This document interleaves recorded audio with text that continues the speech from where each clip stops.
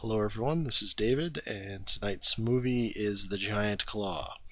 Now, the creature in this particular film, which I'll refer to as the Giant Claw, is never named as such in the movie, so I'm kind of confused as to that. And it's a giant bird, kind of looks like a vulture type thing, and this was done by an American studio as opposed to uh, the most of the other kaiju that we look at, which are done by Toho or other Japanese studios. And it is not a man in a suit; it is a marionette, from what I understand. And to its credit, it looks ridiculous. I mean, there's really no way I could sell this for anything other than this is completely absurd. The thing looks ridiculous. It's got giant googly eyes. One's got like an angry eyebrow, the other's like wide open. It's got flaring nostrils.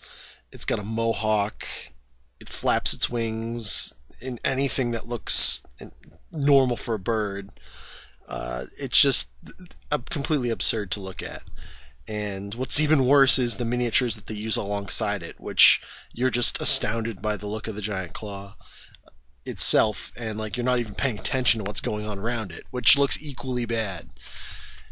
And in that this movie achieves like some serious like yucks. It's pretty funny, but not intentionally, and I think that's where it's very much a product of the 50s, and you can tell American sci-fi movies back then, typically, especially like this, did not have big budgets, and they were working with what they had. And for what it's worth, it doesn't really work well, but it's something. I prefer the guy in a suit over this, but if this is what we got, this is what we got. It's no Harryhausen by any means, but it is what it is. So let's talk about the giant claw for a second, like the bird. Let's talk about what he can do. Well, in Rodan we talked about how Rodan flies. Well, giant claw flies too, and at supersonic speed. Well, that's pretty good, but he has other abilities beyond that of being a giant, hilarious-looking bird with a speed mohawk.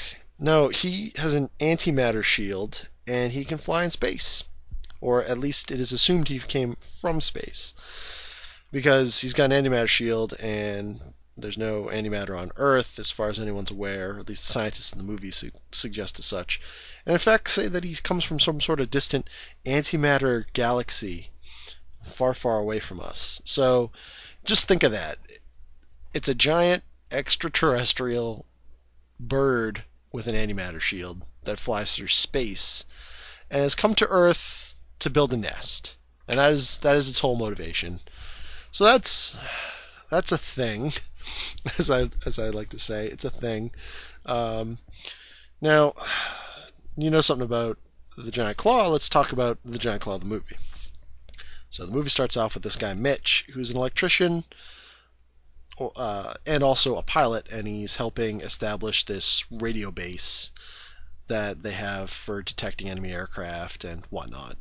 And he sees something, and I'm guessing it's the miniature for the giant claw that they just do out of focus, but it kind of looks like this hairball or some other, just like a wisp of things that goes across the screen, and you're like, what was that? And he's like, oh man, saw something as big as Battleship. And I don't know why everyone in this movie insists on equating it to a battleship, because it seems quite a bit bigger than a battleship, and I'll get to that. I'll get to that right now. So, everyone addresses it as a battleship, and it is clearly not. It's a bird. And even if you saw something flying that was very big, you probably wouldn't equate it to a battleship. You probably equate it to a plane, or maybe some other sort of other bird or something like that. It'd be like a giant bird or a giant plane, or I don't even know. But I don't know why everyone jumps on the battleship thing. Very strange. I guess it's just like the only thing they had to go on, and they're like, it's big, so battleships are big. So yeah, there you go. Might as well call it a flying, building or something. But yeah, so we got a flying battleship cruising around with its antimatter shield. And so anyway, Mitch lands and he reports it, and they scramble some planes to go look into this. He lands. This military officer comes in. He's all angry at him, yelling at him because one of the planes is now missing on something that didn't show up on radar. And the reason it doesn't show up on radar is because it has an antimatter shield.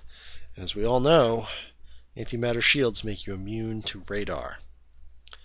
Not quite sure if that's true, but you know what? Not the worst science I've ever heard. Birds with antimatter shields, probably the worst science I've ever heard. That being said,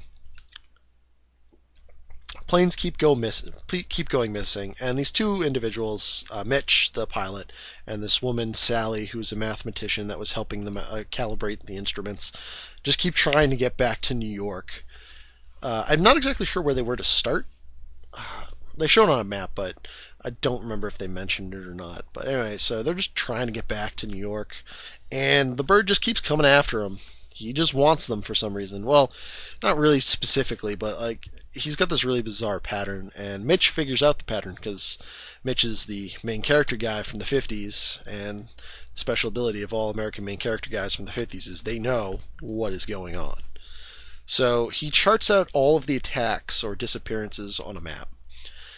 And Sally looks at it and goes, I don't see any pattern there. They're just all over the place. He's like, but you didn't see this spiral. And he just draws this circling spiral on the map, linking all the dots. So we've got an antimatter shield bird flying down from space, just going nuts in a spiral. So this bird is anything but got a normal agenda in terms of what it's doing. So they try a lot of stuff. They try to get it, they try to find out where it is and whatnot, and they end up crashing at this guy's Pierre's place, and he sees the bird, but he doesn't call it the bird. He calls it something in, I believe it was French, but it's basically he calls it a witch from folklore of some kind, and it's an omen of death. So that's bad. He's all shocked. And they get back to New York eventually. And more disappearances keep happening. And at this point, you realize that the movie is in fact not very entertaining despite itself.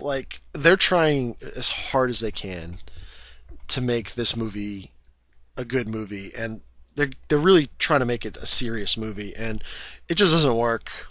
The special effects are just not with it. The bird is too hilarious. And yeah, it just really just kind of meanders. It's like the bird keeps attacking. They throw jets at it at one point. It bounces. All the weapons just bounce off its antimatter shield. And it destroys all the jets. And then they find out it's building a nest. And they track down the nest to Pierre's. And they're like, what are we going to do? And Mitch whips out a rifle, and he's like, we're going to shoot this thing. Because, it's got an antimatter shield that makes it immune to rockets and whatnot, but you can just shoot the eggs it has. Those are fine. They don't have antimatter shields yet. I guess, I don't know, I guess you need to be at least hatched to have your antimatter shield? I don't know. I don't understand extraterrestrial antimatter shield having birds. So they destroy the egg it has, and it goes, the giant claw just does not like this. He goes nuts. And he comes after them, very poorly, I might add you, because suffice to say, a bunch of branches just fall on them, but the giant claw kills Pierre. You not really see what happens to Pierre, but it just, I'm guessing it ate him. I'm not really sure. Could have hit him with his antimatter shield and he just disintegrated. So now, the bird's going crazy. It's going to attack New York, and they got to figure this out. And they do some science mumbo jumbo. As funny as I want to call that, but I'm not sure how close the physics are on all this. I'm going to say probably not good. It's the 50s, and it's a sci-fi movie with an antimatter bird. So they end up devising a way of taking down its antimatter shield, and they just shoot him down with rockets after that. So it's just kind of sad, really. After all that, just taken out, King Kong style. So that's the giant claw, a little bit more incoherent than my Rodan review, unfortunately, but the movie is kind of dry. It's really the only reason to watch it is because it's laughably bad. The the prop that they have for the giant claw is just absurd in the extreme, and that is the only reason this movie is at all noticeable or stands out. There's nothing really about it that's all that good. Other than that, it really doesn't leave any good impressions. I only recommend this one if you have a group and you really like giant animated birds, or you just find the concept hilarious. Other than that, it's a pretty dry, pretty boring 1950s sci-fi monster movie coming out of America. I've seen a lot of them, and the good ones are good, the bad ones are the Giant Claw and company. So, good luck, and if you want to watch this movie, by all means, but I warned you on this one, it's gonna be bad. Alright, see y'all later.